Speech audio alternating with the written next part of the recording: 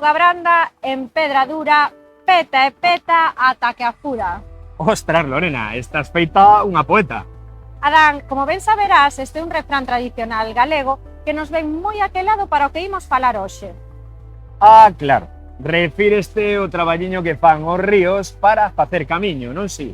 Efectivamente, cando na escola nos falan dos ríos, sempre nos ensinan que están formados por 3 tramos.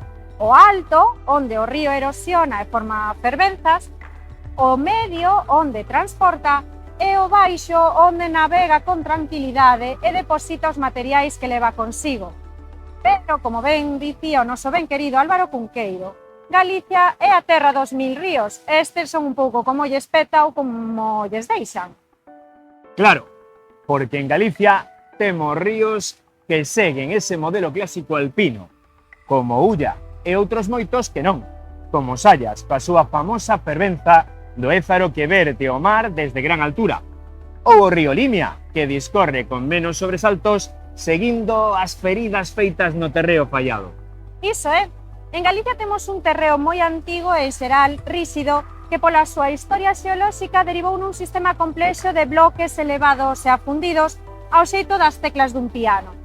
Por iso, as características topográficas e litolóxicas son máis determinantes sobre a actividade do río ca o punto do percorrido no que se atopa.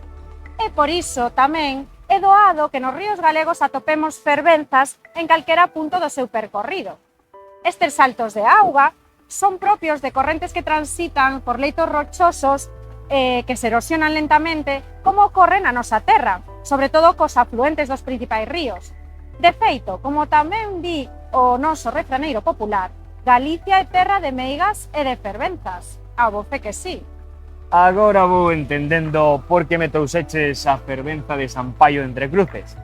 Este que ves aquí é o río Outón, xa moi preto de desembocar no Río Grande, un afluente do Anllóns.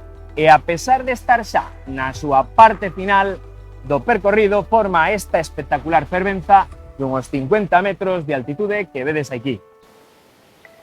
Neste salto de fervenza, a caída da auga desprende unha gran cantidade de aerosois que manteñen unha elevada humidade na contorna. Estas características conforman un ambiente idóneo para o asentamento de vexetación umbrófila, é dicir, especies que viven en lugares pouco iluminados, frescos e húmidos. Ademais, o bater da auga na caída permite que se airee e se encha de oxíxeno, un elemento fundamental para a vida acuática.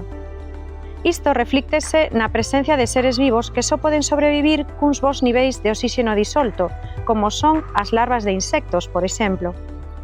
Por outra banda, a natureza rochosa das beiras das fervenzas non é un lugar apto para todos os vexetais, senón que nelas só se poden desenvolver aquelas plantas con raíces pouco profundas ou sen raíces, como son os musgos.